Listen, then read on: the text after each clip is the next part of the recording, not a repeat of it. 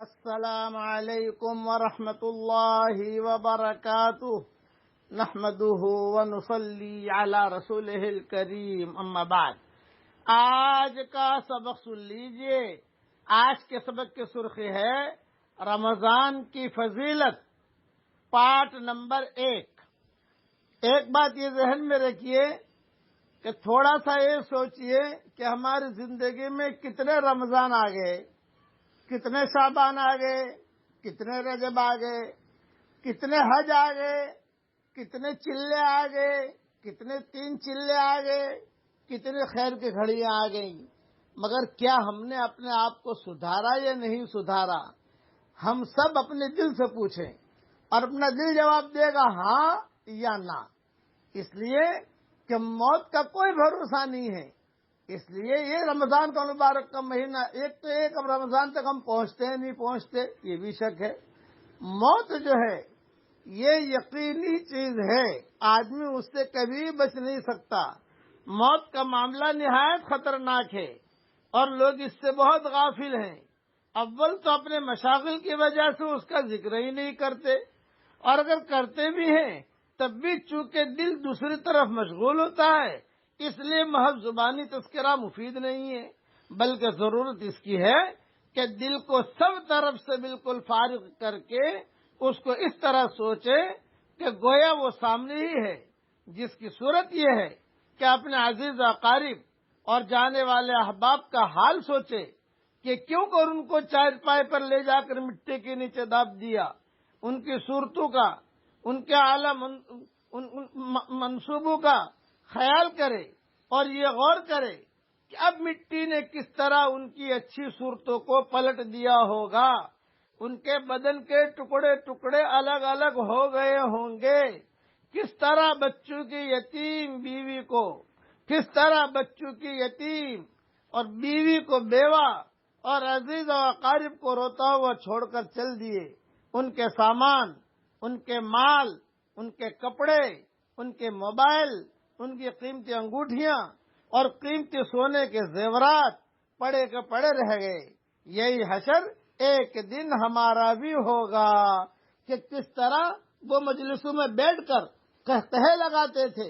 آج خاموش پڑے ہیں، کس طرح بڑے بڑے ہوٹلوں میں جا کر پارٹیاں کھاتے تھے، آج خاموش پڑے ہیں، کس طرح بڑے بڑے ہالوں میں جا کر جو بیانات کرتے تھے اور گانے سنتے تھے، آج خاموش پڑے ہیں، کس طرح پکنک پر جاتے تھے، کبھی کشمیر، کبھی سوئٹزرلینڈ اور کبھی نیو یارک اور کبھی وینکوور اور کبھی کہاں، آج خاموش پڑے ہیں، کس طرح دنیا کی لذتوں میں مشغول تھے، آج مٹی میں ملے پڑے ہیں، کیسا موت کو بلا رکھا تھا، آج اس کے شکار ہو گئے، کس طرح جوانی کے نشے میں تھے، آج کوئی پوچھنے والا بھی نہیں ہے، کیسے دنیا کے دھندوں میں ہر وقت مشغول رہتے تھے، آج ہاتھ الگ پڑا ہے، پاؤں الگ پڑا ہے، زبان کو کیڑے چمٹ رہے ہیں، بدن میں کیڑے پڑ گئے ہوں گے، کیسا کھلکھلا کر ہنستے تھے، آج دانت گرے پڑے ہوں گے، کیسی کیسی تدبیریں سوچتے تھے، برسوں کے انتظام سوچتے تھے، حالانکہ موت سر پر تھی، بڑی بڑی بلڈنگوں کے پلانوں کا انتظام سوچتے تھے، بڑے بڑے کاروباروں کا پلان سوچتے تھے، حالانکہ موت سر پر تھی، مرنے کا دن قریب تھا، مگر انہیں معلوم نہیں تھا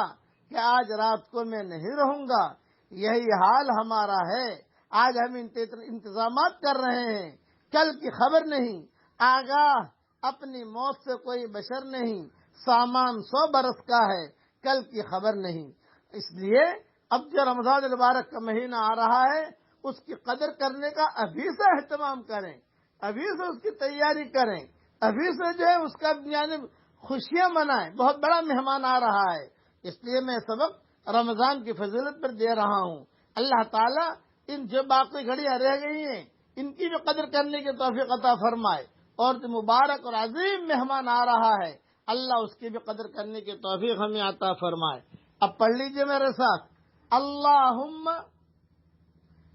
انی اسألک من کل خیر خزائنہ بیدک وَأَعُوذُ بِكَ مِن كُلِّ شَرٍّ خَزَائِنُهُ بِيَدِكَ۔ اے اللہ، جتنا خیر تیرے خزانے میں ہے وہ تو مجھے عطا فرما، اور جتنی برائی تیرے خزانے میں ہے ان سے تو میری حفاظت فرما۔ حضور صلی اللہ علیہ وسلم یہ دعا بہت مانگا کرتے تھے، مستدرک حاکم میں یہ دعا موجود ہے۔ اللہ تعالیٰ یہ دعا ہم سب کے لیے قبول فرمائے، آمین۔ وآخر دعوانا ان الحمد للہ رب العالمین۔